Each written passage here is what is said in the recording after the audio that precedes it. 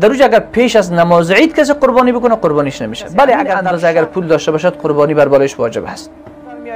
اون بره اگر 6 ماه هم باشد قربانیش میشود. نصاب قربانی که کس چی اندازه پول داشته باشد قربانی بر بالایش واجب است. خیر اگر در یک خانه 10 نفر زندگی میکنن، 8 نفر زندگی میکنن، 6 نفر زندگی میکنن، اونها هر کدامشان به اندازه حکم قربانی واجب هست. گرچه اختلاف مذاهب هست، امام شافعی رحمه الله سنت مؤکده میداند قربانی را، اما برداشت امام ابو حنیفه رحمه الله از دین می است که قربانی برای هر مسلمان که مسافر نباشد و توانایی نصاب را داشته باشد، یعنی توانایی پولی داشته باشد که همون 600 گرم نقره را معادلش است با پول رایج هر کشور. امام صاحب ابو حنیفه رحمت الله علیه میگه چه مرد است چه زن است قربانی سرش واجب هست. مسلمان باشه، مقیم باشه و توانایی مالی داشته باشه، چه مرد است چه زن است، چه مجرد است چه متأهل خانه‌دار هست، ازدواج کرده یا نکرده، اگر همین توانایی مالی که 600 گرم نقره را معادلش می شود داشته باشد قربانی سرش واجب است.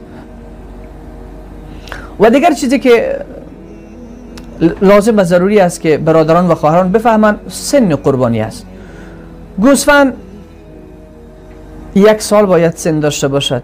بره 6 ماه که جسامتش و همون قوارش و شکلش به اندازه مادرش است که در بین گوسفندا رها کرده شود، مثل گوسفندا 1 ساله به نظر می آید. اون بره اگر 6 ماه هم باشد قربانیش می شود. بز 1 سال را باید تکمیل کرده باشد. 1 سال را باید تکمیل کرد. 1 سال قمری را باید تکمیل کرده باشد. گاو 2 سال را باید تکمیل کرده باشد. دندان کندن و نکندن ایش لازم نیست، فقط 2 سال باید سر اون گوساله تیر شده باشد، این 2 ساله باشد. و شتر 5 سال را باید تکمیل کرده باشد. و نوعیتی که در قربانی در نظر گرفته شده همون گوسفند است، بز است، گاو است و شتر است. دیگر اگر کسی آهو را قربانی بکنه نمیشه، مرغ قربانی بکنه نمیشه، شتر مرغ قربانی بکنه نمیشه، فیل را قربانی بکنه که گوشش حرام است، مثال زدم، نمیشود. و اگر کسی در روز عید و قربان 100 تا گوسفند را زنده در راه خدا صدقه بکنه قربانیش قبول نمیشه. آنچه که لازم و ضرور هست خون ریختاندن قربانی است که باید خون قربانی به زمین بریزه. بعضی ها از دوستا سوال میکنن که ما قربانی نمی کنیم، امی پول قربانی را به فقرا و مساکین میدیم، آیا قربانی ما میشود؟ نه نمیشود. رسول الله صلی الله علیه و سلم در زمانی که زندگی میکردن فقرا و مساکین خیلی زیاد بودن در مدینه. نبی علیه السلام 10 سال در مدینه بودن. قام رسول الله صلی الله علیه و سلم بالمدینه 10 سنین. 10 سال حدیث امام ترمذی است، در مدینه نبی علیه السلام اقامه کردن. در اون 10 سال یضحی کل سنتین، هر سال قربانی میکردن. نبی علیه السلام کدام سال نگذاشته که پول قربانی رو گرفته باشد گفته باشد که فقرا و مساکین زیاد است، من ایرا صدقه میکنم. خود قربانی، خون قربانی، الله رب العزت و جل خون قربانی در روز عید قربان از مسلمان ها خواهان هست. و شرایط قربانی مسلمان بودن است، مقیم بودن است و نصاب شرعی را دارا بودن است، یعنی ثروتمند بودن. نصاب قربانی 200 درهم که امین معادل 40,000 افغانی در پول ما اینجا، و طریق آسانترش هر عزیز و دوست و برادر مسلمان و خواهر مسلمانی که در هر کشور زندگی میکنند آسانترین طریقه نصاب قربانی که یک کس چی اندازه پول داشته باشد قربانی بر بالایش واجب هست، آسانترین شیوه فهمی امی است که 600 گرم نقره را در هر جایی که زندگی میکنند برادران و خواهران در هر کشوری که هستند 600 گرم نقره را با پول همون کشور محاسبه بکنن که چی اندازه می شود.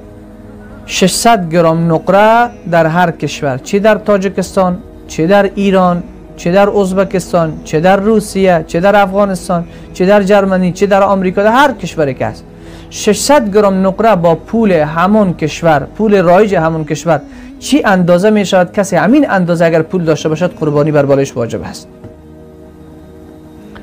و یا اینکه کسی پول نقد ندارد اما اشیای زیاد دارد در زندگی خودش که از حوایج اصلیش بیشتر است، از حوایج اصلی، از همون ضروریات روزمریش که در خانه کار میگیره از او بیشتر. طور مثال 2 تا خانه مورد استفاده قرار میگیره و 5 تا خانه را قالین فرش کرده، قالینایش حساب میشه اون 3 تا خانه دیگر. از 3 لباس به بالا کسی که لباس دارد شمار میشود. تلویزیون که در خانه هست از ضروریات نیست، شمار میشود. اینها همه در حوایج اصلی داخل نیستند و شمار میشود. ظروف دارد تزیینی و زینتی برای نمایش در الماری ها گذاشتن در حالی که مورد استفاده قرار نمیگیره. اینها از ضروریات بیرون هستند، در قربانی و نصاب قربانی شمار میشه. اگر معادل 600 گرم نقره در پول رایج هر کشور که در افغانستان فعلا نزدیک به 40,000 افغانی میشه، یعنی کسی 40,000 افغانی اگر در افغانستان داره قربانی بر بالایش واجب هست. و نکته دیگری که خیلی هم لازم و ضرور است که همه مسلمان ها بدانند، بعضی ها فکر میکنن که یک شرط قربانی متأهل بودن است، یعنی هر کسی که متأهل است خانه‌دار است باید قربانی بکنه، در حالی که چنین نیست. سر مجرد هم اگر نصاب شرعی قربانی را دارد، همین پول را، همین توانایی 40,000 افغانی یا معادل همون 600 گرم نقره با پول رایج هر کشور دارد، سرش قربانی واجب است. اگر در یک خانه 10 نفر هستند، یک غلط فهمی دیگر هم در بین عوام الناس هست که در یک خانه اگر یک کس قربانی کنه از همه میشه. نه خیر، اگر در یک خانه 10 نفر زندگی میکنن، 8 نفر زندگی میکنن، 6 نفر زندگی میکنن، اونها هر کدامشان به اندازه نصاب شرعی پول دارن که همون 600 گرم نقره را معادلش از پول دارن، سرشان قربانی واجب. اگر 6 نفر است، 6 نفر توانایی مالی داره، سر هر 6ش قربانی واجب هست. و در بسیاری جاها بعضی مردم، بعضی از عزیزان هستن میگه ما از طرف پدر خود قربانی میکنیم، از طرف مادر خود قربانی میکنیم، خود ما نمیکنیم، در حالی که خودشان صاحب نصاب هستن و پدرشان توانایی مالی ندارد، خودشان توانایی مالی دارد، کار میکنن، تجارت میکنن. پس برادران عزیز و خواهران گرامی، هر که توانایی مالی دارد قربانی سر خودش واجب است، خودش باید قربانی از طرف خود بکند.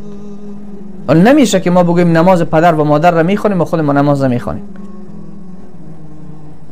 پس بنابراین قربانی سر خود اون برادر واجب است، سر خود اون خواهری که توانایی مالی دارد واجب است. فرق نمیکنه متأهل هست یعنی ازدواج کرده یا نکرده، همین که به بلوغ رسیده باشد و توانایی مالی داشته باشد قربانی سرش واجب می باشد.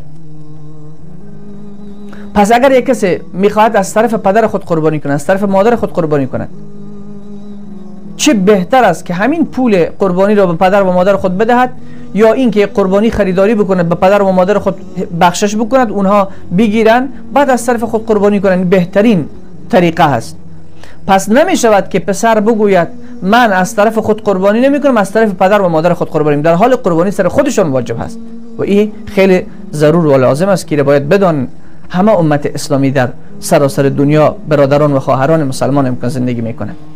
دیگه چیزی که مهم است، اگر کسانی هستند که توانایی مالی دارن ولی قربانی نکردن، قربانی خریدن، در جای مصروف بودن، در جای بیکار مصروف شدن، قربانی نکردن، امین 3 روز گذشت، چی کار بکنن اینها همین حیوان خریده شده خود را زنده صدقه بکنن در راه خدا، به کسی در راه الله بدهن. این واجب التصدق از همین قربانی که خریدن. و اونهایی که فقیر هستن سرشون قربانی واجب نیست. اگر اونها قربانی خریدن و همت کردن رفتن قربانی خریدن در حالی که سرشون قربانی واجب نبود و نصاب قربانی را نداشتن، همون پول و توانایی قربانی را نداشتن، اما باز هم رفته خریدن، به نیت قربانی خریدن، بله به اونها هم واجب میشه که همون قربانی خود را ذبح بکنن. بله اگر از مرد فقیر قربانی بعد از خریدنش گوسفند قربانی گم شد، دیگر چیزی سرش نیست، اگر رفت باز این مرد فقیر گوسفند دیگر خریداری کرد، بعد از خریداری گوسفند دوم گوسفند اول هم پیدا شد، هر دویش باید قربانی بکنن. به خاطر وقت فقیر یک حیوان را به نیت قربانی میخرد، همون حیوان معین میشه و مشخص میشه، قربانی کردن همون حیوان واجب هست. و اگر غنی یک گوسفند را خریداری کرد و از پیشش گم شد، کسی که توانایی مالی دارد، کسی که پول نصاب شرعی قربانی را دارد، یک گوسفند خرید برای قربانی، گم شد، رفت گوسفند دیگری خریداری کرد، بعد گوسفند گم شده هم پیدا شد، فقط یکی از اونها واجب است بر بالای غنی که قربانی بکنه، هر کدام شکل خودش میخواد. بنابراین کسی که اگر در روز عید قربان 100 تا گوسفند هم در راه خدا صدقه بکند، از قربانی شمار نمیشه تا زمانی که او را ذبح نکنه. در گاو 7 نفر شریک میشوند، در شتر 7 نفر شریک میشوند. در تقسیم گوشت آنچه که بسیار لازم و ضرور است که باید عزیزا خوب دقت بکنن، همین است که وزن همین تقسیمات 7 نفر باید با ترازو شود، یعنی همین گوشت با ترازو وزن شود، تخمینی نشود. و کسایی که در گاو یا شتر شریک میشوند، نیت همه ایشان رضای الله باشه، یعنی گوشت در نظر گرفته نشده باشه. یا بعضی ها بگوین من گوسفند قربانی نمیکنم به خاطر چربیش زیاد است، من چربو نمیخورم، من چربی نمیخورم، روغنش زیاد است، من بز قربانی میکنم به خاطر که گوشتش چربی نداره. نه، نیت ما باید این باشد که الله راضی شود. ما خود ما به خاطر خود ما، نیت ما خود ما نباشد که ما چیزی قربانی بکنیم که خود ما میخوایم، گوشتش به خود ما مرغوب است. الله رب العزت و الجلال به همه عزیزان و دوستان و برادرانی که در هر کجای زندگی میکنن توفیق عمل و بندگی نصیب بگردانه. و چیز دیگری که هم لازم است که ما بگویم و همی است که محل خود قربانی مدار اعتبار است. کسی در روسیه زندگی میکنه، از اونجا پول میفرستد در تاجیکستان، یا کسی در افغانستان زندگی میکنه، پول میفرستد در ایران، از ایران به افغانستان، میگه از طرف ما قربانی بکن. پس زمان خود اون شخصی که در اون کشور زندگی میکنه زمان اون مدار اعتبار نیست. فرض بکنید شما در آمریکا 10 ساعت وقت آمریکا با افغانستان فرق میکنه.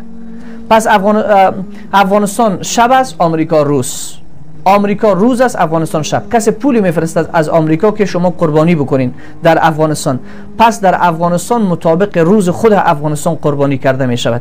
بعد از نماز عید قربان در افغانستان کدام روز است، در تاجیکستان کدام ساعت است بعد از نماز عید؟ فرض بکن 2 ساعت با تاجیکستان فرق داره زمان روسیه، و 2 ساعت بعد تاجیکستان روز می شود، یا 2 ساعت بعد روسیه روز می شود. همین تفاوت هست که من نمیدونم تفاوت کدامش بیشتر است کدامش بدتر است. بنان زمان هر کشور همون زمان خودش مدار اعتبار است، در زمان خودش باید قربانی صورت بگیرد بعد از نماز عید. و دیگر چیزی که قابل تمرکز است وقت قربانی است. یعنی وقت همین ذبح گوسفند قربانی از چی وقت شروع میشه؟ از بعد از نماز عید یوم الاضحی، همون روز عید قربان. بعد از نماز عید، پیش از نماز عید اگر کسی در شهر زمین زندگی میکنه، در جایی که اونجا اقامه نماز عید میشه یا اقامه نماز جمعه میشه، شرایط جمعه و شرایط عید است اونجا، در اونجا اگر پیش از نماز عید کسی قربانی بکنه قربانیش نمیشه. بله اگر در شهری که زندگی میکنه در یک جا نماز عید وقتر خوانده شده، اگر کل مردم شهر قربانی خود را بعد از نماز عید ذبح بکنن، همون نماز عیدی که در یک جا خوانده شده قربانی همه می شود. یک جا دیرتر میخونه، یک جای وقتتر، مقصد در یک جا در این شهر قربانی نماز عید خوانده شده باشد. و اگر کسی در اطراف زندگی میکنه، در ده زندگی میکنه، در قریه زندگی میکنه، جایی که اوج شرایط جمعه و شرایط نماز عید نیست و اوج نماز عید خوانده نمیشه، در اوج باز اگر بعد از طلوع فجر صادق، بعد از طلوع فجر صادق اگر کسی قربانی خود را ذبح میکنه میشود. اولش بعد از نماز عید اضحی شروع میشه، آخرش تا آخرین روز عید قربان، کمون 3 روز است، میتونه کسی قربانی خود را ذبح کنه. قربانی در شب هم میشه، ولی علما میگن کراهیت تنزیهی داره، به خاطر اینکه شب تاریک است، به خاطر قطع اوداج و عروق میشه اشتباه نشه. کراهیت تنزیهی گفت. اگر در یک جایی باشن که اونجا دیگر روشنایی باشه، مشکلی این نداشته باشه، اگر علتش تنها دو تا علت گرفتن فقها، یک علتش همی است و دیگری علت که نبی علیه السلام ایره در شب قربانی خود را ذبح نکردن، ایره گرفتن. پس بهتری است که در روز باشد، بهتری است که در روز باشد. و اگر کسی در شب قربانی خود را ذبح کرد در حالی که جای بود روشن و اشتباه و غلطی پیش نشد به خاطر ذبح قربانی، اشکال نداره، قربانی شده است، فقط کراهیت تنزیهی دارن علما میگن. امیدوار هستم که الله رب العزت و الجلال توفیق به همگان نصیب